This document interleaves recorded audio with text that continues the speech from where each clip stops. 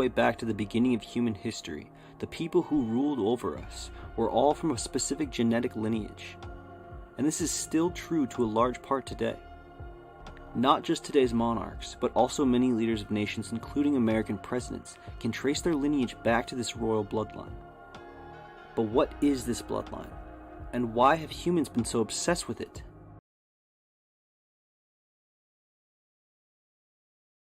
Welcome to the Reborn Kingdom Mind, where we expose hidden truths, forgotten history, and the spiritual forces shaping our world today. For generations, elite bloodlines have guarded a secret that traces back to the fallen angels, the Watchers, and their hybrid offspring, the Nephilim. Tonight, we dive into the origins of power, influence, and corruption, and uncover the shocking possibility that royal bloodlines across the world may still carry traces of these ancient beings. Prepare your mind, stay grounded in the truth, and open your eyes to a history rewritten and a spiritual war that never ended. This is the royal bloodlines descended from fallen angels and Nephilim. Please like and subscribe for more deep dives.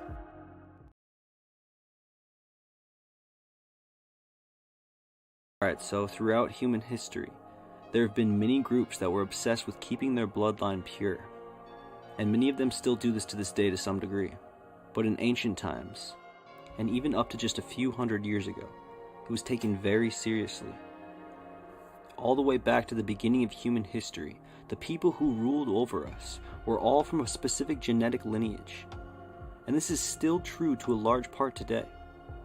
Not just today's monarchs, but also many leaders of nations, including American presidents, can trace their lineage back to this royal bloodline. But what is this bloodline? And why have humans been so obsessed with it? And who exactly does it originate with? They themselves actually tell us. They literally believe to this day that they are the descendants of the old gods from mythology. And because of this divine origin, they are the ones meant to rule over the rest of us. At least that's what they believe. And they won't publicly say this, but it's what their fathers and grandfathers taught them as children. That's why they call themselves the elites, because they believe they're genetically better than the rest of humanity. But it gets deeper than that. Not only do they say they are descended from ancient gods and demigods, but some of these royal families literally believe they are descended from what are depicted in ancient art as serpent beings and dragons. Whether they think this is real or metaphorical is up for debate, but that's what their ancestors say in the historical texts that have survived. This is where that whole reptilian theory comes from. But I don't think these people are really shapeshifters or half reptile or anything like that. But they are descended from what are described as divine and semi-divine beings, who for some reason are depicted as serpents. Let's look into each of these stories and try to find some answers. Alright, I usually like to start with what's believed to be the oldest, the Mesopotamian civilizations and the Fertile Crescent. And archaeologists in 1906, deep in the deserts of Iraq, found a list of Sumerian kings written in cuneiform that tells us who ruled all the way back to the beginning. Except that their beginning goes back much, much earlier than our version of the story. Theirs goes back tens of thousands of years, to a time when gods ruled. The list starts with the pre-flood era.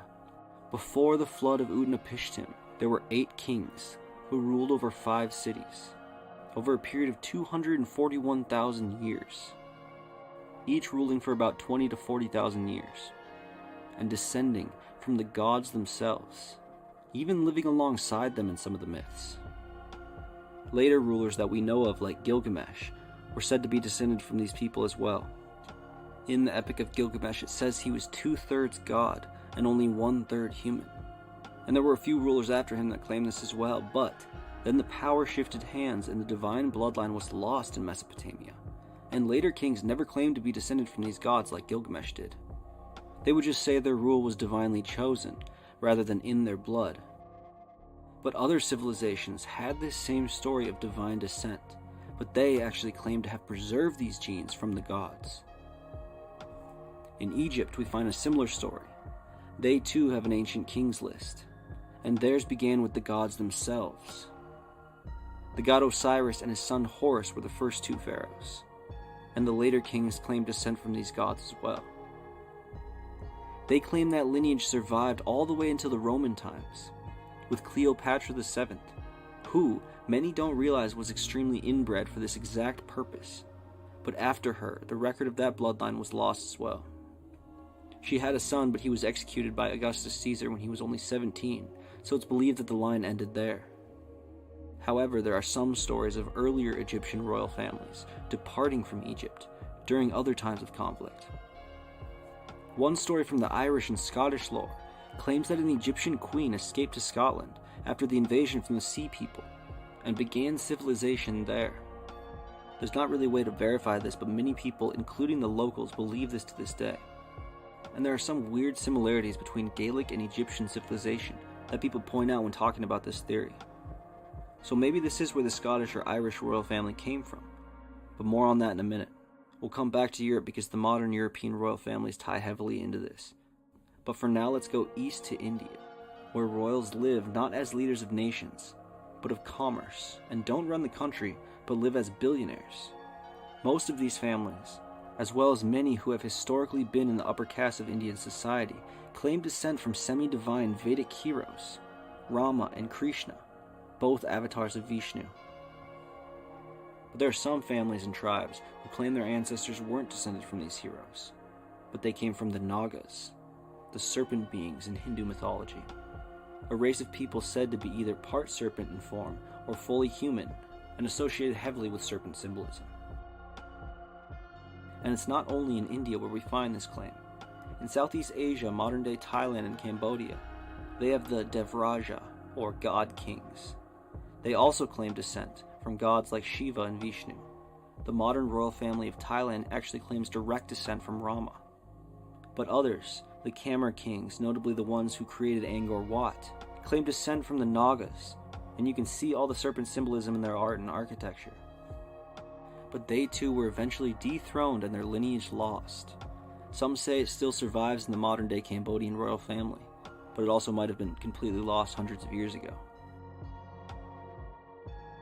In Vietnam, their founding rulers are said to have descended from a dragon and a mountain fairy who sired 100 sons and daughters. 50 went to the mountains and 50 to the sea. And their written record states that these were the ruling dynasties of Vietnam. The modern-day Vietnamese royal family lost power in the 19th century, but their descendants do still survive to this day. Although they don't hold any power or wealth, they do still exist and live as normal people. But their lineage can be traced back to these first people descended from a dragon. In China, they have a similar story. Like many of these places, there have been changing dynasties in China over thousands of years, so lineage to modern royal families from the ancient ones may not even exist anymore. But it does exist in the minds of the elites, so remember that, because in China especially, we had changing power many times since the first dynasty. Today's Chinese royals do exist, but again they live as normal people with special genealogy. They lost power in 1912, but they are still out there, and their fathers and grandfathers claim to be descended from the first kings of China, the 5 divine emperors or sages, who were accompanied by the 3 sovereigns, semi-divine snake beings, kind of like the Nagas in India. And the 5 emperors had some heavy dragon symbolism associated with them as well. The throne the first kings passed down was literally called the Dragon Throne. Some say these emperors were descendants of the dragons themselves, because in many artworks they were given serpent-like features. And similarly to Europe, we find the dragon depicted in many of their family crests and totems. And in Japan we find an even clearer picture, because Japan has the oldest continuing hereditary monarchy in the world. They claim to have preserved their original royal line since their gods lived, and they claim direct descent from Amaterasu, the sun goddess. But in their story, they aren't descendants of dragons like we find in Vietnam and China, but they are descendants of a dragon slayer. This is also common in many cultures, especially in Europe. In Japan, the story goes that the goddess Amaterasu had a brother, Susanoo, who slayed the great dragon Yamada no Orochi. And when he did, he found a magical sword embedded in the tail of the dragon.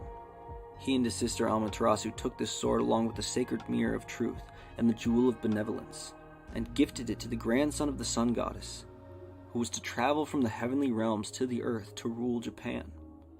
These divine gifts were passed down to his grandson, the first emperor of Japan, and are said to still be in the possession of the current emperor today. But no one other than he himself is allowed to look at these items. Even during ceremonies, they leave the boxes holding these items closed. Some say they don't even exist anymore, and it's all for show, which could be true, but if they are real, the sword in legend is said to have power to control the wind and weather. The mirror is said to reveal a person's true heart or intentions, and some even claims it contains the spirit of Amaterasu herself, and it's possible to communicate with her through it. And the jewel is said to calm or harmonize divine energies, but no one's ever allowed to see them, if they still exist at all, except for the emperor. There's one legend that the sword was lost in a shipwreck during transportation in the 19th century, so maybe it's possible to go out and find this divine weapon, if someone hasn't already done so in secret. Anyway, so if we travel over to the Americas, we can find the same legends. The Maya believe something I find very similar to the Hindu world, with the story of the Nagas. They have a myth found in the Popol Vuh of two twin heroes who founded their civilization, and who their lineage of kings descended from. These twin brothers were born of semi-divine parents, making them demigods. The main myth associated with them is their descent to the underworld, where they defeated the lords of Xibalba, the gods of the underworld, who can often be seen with this serpent imagery, just like we find in the stories of the underworld in other cultures, just like the Nagas of India. The Aztec and Toltec had a different story. Many of their noble families claimed lineage from their deified emperor, Topiltzin Quetzalcoatl, who was the feathered serpent god incarnated in human form.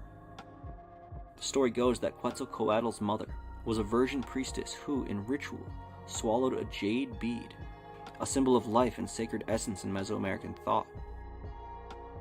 This caused her to miraculously conceive a son.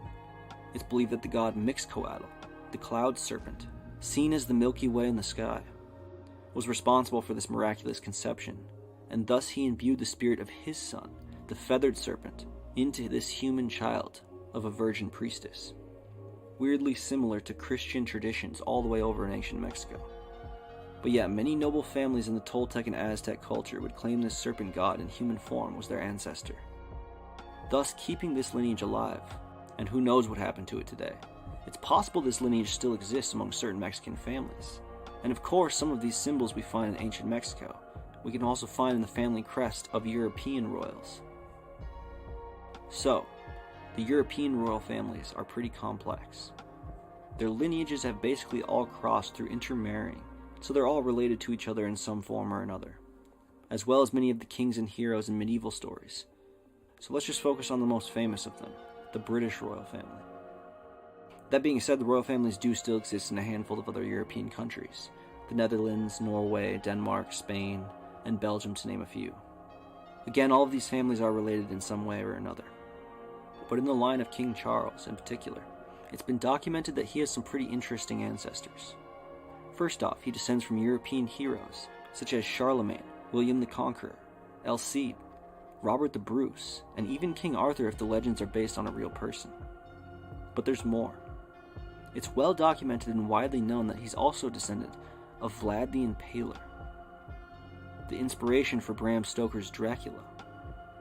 And Vlad's father, Vlad II, was known to have been a member of the Order of the Dragon, or Society of the Dragonists, a group of crusader knights sworn to fight off enemies of Christianity. He took the title of Dracul, meaning dragon, leading to Vlad the Impaler, his son, later being nicknamed Draculea, meaning son of dragon. Hold on though, because it doesn't stop there. The British royal families also claim lineage to Woden, the Germanic god, thought to have been a real person that was deified into Germanic and Norse religion, being the same as Odin in Nordic myth. And I'm not even saying this is legit or I believe this, but this is just what they say themselves. This is what these families and noble groups have believed since the Middle Ages. They trace it through the line of Alfred the Great. And Woden wasn't necessarily a benevolent god either. He's well known for being a cruel god of war, who only watches the actions of humanity so he can pick the best warriors to battle with him someday, against the opposing gods when Ragnarok eventually comes.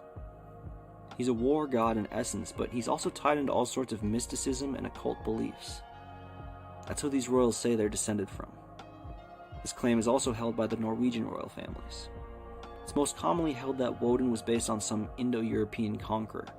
Based on the DNA and migration evidence, most likely came from somewhere in the steppe region, to the east, and migrated into northern Europe. It's here where they came into contact with the very ancient Germanic people, assimilating with them and taking over their ancient religion, placing their king, Odin, or Woden, as the new deity. It is here during World War II that the Germans thought they had found the secret to this bloodline. You see, they believed that these early Germanics, who were here before Odin, came from Atlantis.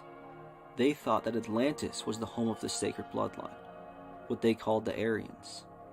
And it was due to this mixing of blood with lesser lines that led to the condemnation of the island of Atlantis and the pure bloodline to find refuge in Germany, eventually conquering all the way across Europe into Asia. The Nazis took this to mean that the Aryans, or Germanic peoples, were the pure bloodline, what they called the Übermensch. And a surprising amount of royals in Europe went along with these ideas during that time. A shameful amount. Like, they don't mention these names ever again sort of situation. But it happened.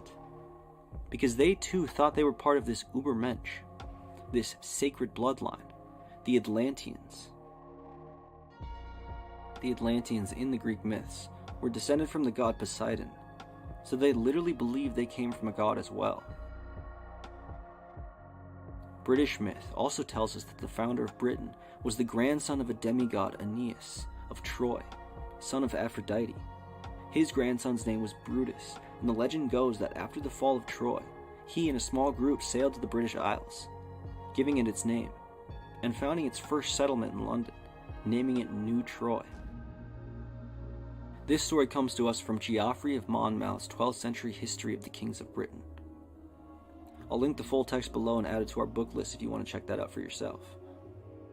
It is thought by historians to be myth, but it makes the claim that these royals of today are directly descended from Brutus as well as King Arthur. So, the British royal families and these other European royals believe they are a mashup of heroes, gods, and demigods. This also ties into a lot of the US presidents' lineage, as many of them have also been shown to be descended from European royals. There's a few more to mention in specific. The old Irish kings claim to be descendants from the Tuatha De Danann, the mythical godlike race of semi-divine beings from Irish lore. The ancient Greeks claimed ancestors from gods and demigods as well. The Spartans with Heracles, the dragon slayer, and the first kings of Athens, Cecrops, a half-man, half-serpent. We also have the story of Cadmus, the founder of Thebes, who was a demigod, the grandson of Poseidon, of Phoenician descent, slew a dragon, and was instructed by Athena to sow the teeth of the dragon into the soil. These dragon teeth became the founding warriors of Thebes, and Cadmus' sister Europa was where we get the term Europe. And then, according to Herodotus, the Scythians were descended from the offspring of Heracles and a serpent-legged goddess. Again, basically the exact same thing as the Nagas from India. The tribes of West Africa, including the Dogon tribe, believe they descend from an ancestral snake god, which they call the rainbow serpent. This can also be found in voodoo religions across Africa and the Caribbean. And all the way in Australia, they too worship what is translated as a rainbow serpent.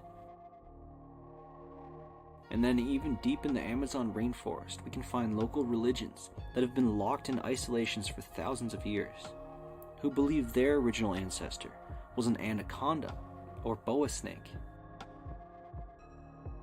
In biblical lore, these offspring are said to have come from the sons of God and the daughters of man. Based on the writings in Genesis and the Book of Enoch, God sent down a group of angels to watch over humanity. But they strayed from their original objective and took on human wives, siring children who were said to be part divine and were said in Genesis to be these heroes of myth and legend. and many of them were also giant in stature. This was why God had to send the flood to make an attempt at removing this bloodline from our genealogy. But it clearly shows in the Old Testament that some from this Nephilim line survived after the flood. It says that some of them became the tribe called Anakim, where it says the giant Goliath descended from. This is why many Jews and Christians say God commanded the Israelites to eliminate all the people in these groups, because they were from this demonic bloodline that would taint the sacred lineage of the lion. You see, something a lot of people don't realize is the Bible is actually largely about protecting a sacred bloodline that begins with Adam and goes through figures like Noah, Abraham, David, Solomon, and eventually Jesus. There are some fringe groups that believe the line continued through Jesus and Mary Magdalene, but this belief is pretty controversial and unverifiable.